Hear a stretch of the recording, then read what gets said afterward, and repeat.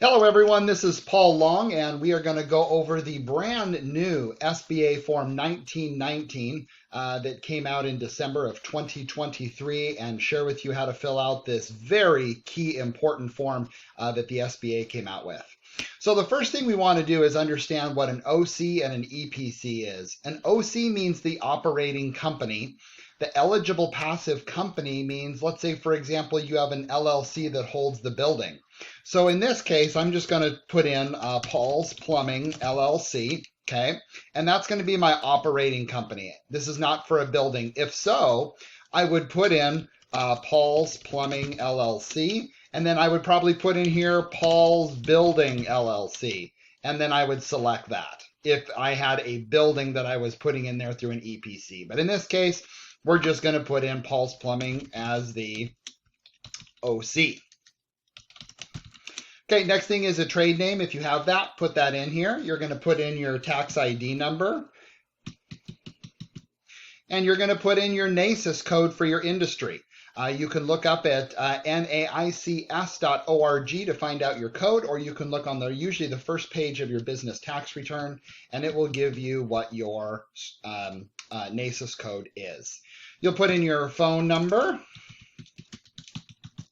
And then here, unique ID, if you use SAM, most people just leave this blank. Year began operations, let's just say 2010. You're going to select what kind of organization are you. In this case, we're an LLC. And are you any of these, which most of the time nobody is one of these, and we would leave this blank. The business address is you would put in the business address itself.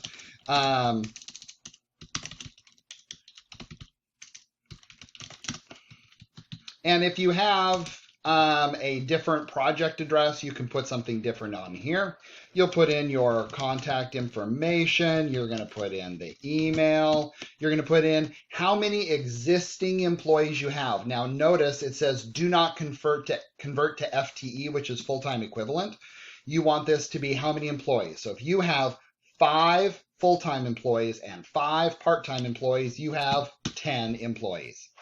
Number of FTE jobs saved or retained from this loan. Let's just say we'll maybe save 1 job there. And is there any new jobs? Maybe you're going to be creating some more positions with this. Let's say 2. But it's okay to put 0 if that is the case. Then you have to say, what are you applying for? What is it you're looking for? Well, in this case, we're going to do an example of a business acquisition. And we're also going to be purchasing commercial real estate. So we're going to do, for example, a $500,000 business acquisition and $1 million purchase of real estate. Okay. Then you're going to come down here and you're going to list every owner that is an owner of Paul's Plumbing LLC on here. It says anything 20%, but I strongly recommend you putting anybody that owns any percentage on there. So I'll go this, president, I'll say I'm 100%, and okay.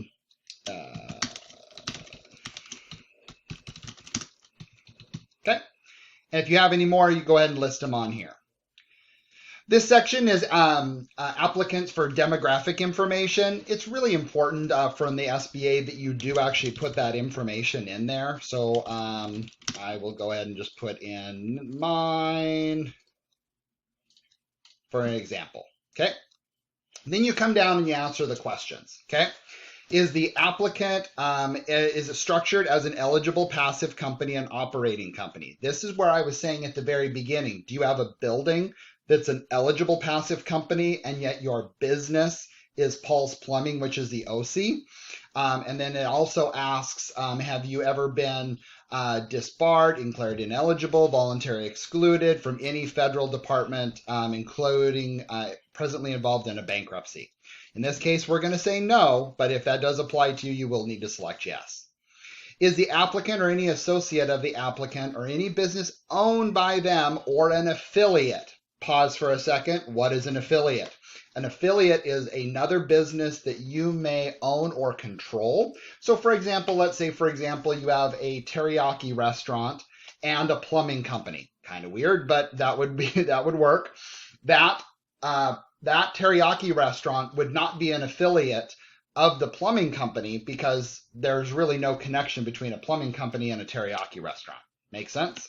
Okay, and so we also want to find out, have you ever, have either you as the applicant or the business or any of your affiliates ever defaulted on any sort of USDA, BNI, all of these different types of loans? Okay, I'm going to say no on this one. Is the applicant or any owner of the applicant an owner of any other business? If yes, you do need to list the businesses, and then there is an addendum in a separate sheet, and you would put that. So let's say, for example, we do have the teriyaki restaurant, so I am going to check that box. Okay.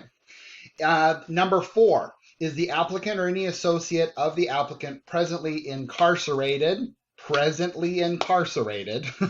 on probation, parole, subject to indictment of a felony or anything like this? If you do answer yes, you are unfortunately ineligible for an SBA loan. When you're done with this, when you're going to print this off, you do need to go ahead and initial this section here, which is to answer this. So it's a very important question if they're going to make you initial it, right? Are there any other applicant products or services that will be exporting? If you're going to do any sort of exporting in your business, which SBA is a great fan of, you would either put yes or no. In this case, you'd put no. If you hit yes, what's the estimated sales and what kind of countries would you have that you would export to? Has the applicant paid or committed to pay a fee to the lender or a third party to assist in the preparation of the loan application? If yes, this provides the lender's name, etc., which we will do that. And of course, an applicant is not required to obtain or pay any unwanted services. However, it is common for lenders to charge a packaging fee for the loan. That's kind of the loan fee that's charged on there. So that is I'm gonna go ahead and hit yes on that. Are any of the applicant's revenues derived from gambling, loan packaging, lending activities, lobbying, the sale of products or services, anything of live performances, sexual nature, anything like that? If you enter yes, unfortunately you don't qualify, but we're going to hit no on this one. Is any sole proprietorship, partner, directorship a 10% or more interest of the applicant, an SBA employee, or a family member that's an SBA employee? And then usually that's a no. Is an employee, owner, partner, pretty much anybody, a former SBA employee? I'm going to hit no on that. Is any sole proprietor, is anybody a 10% or more interest in the applicant, or a household member of Congress or an appointed official with the U.S. government? Probably not. Is anybody a household member of the federal government or a member of the military having at least a GS-13 or higher, which is a military equivalent? Most of the time, this is no as well. Is a sole proprietor, general, partner, officer, director, is there any sort of connection with the Small Business Advisory Council or a SCORE volunteer? I'm going to hit no on that. Is the applicant or any owner of the applicant businesses any involved in any legal action, and that is including divorce? That does not, if you hit yes, that is not necessarily a no, but we do need to know about it. So we're going to hit no. So this next part is very important and a new part of the SBA Form 1919, which is a certification. Please make sure that you read through this and that this does not apply to you. And once you are done, you are going to go ahead and put your name, put in your title, put in the date, and then you're going to be able to go ahead and click and sign, or you can print on this. And so here's the wonderful thing. That's the new 1919. The new 1919, if you have an old one, usually every single person needed to fill out something. This one person signs here, signs that they have read everything here for each and every one of these people, and you're certifying of that. So if you have any other questions with that, reach out to your SBA lender, and they'll be happy to help you out. Paul Long, Gisa Credit Union, thanks for watching.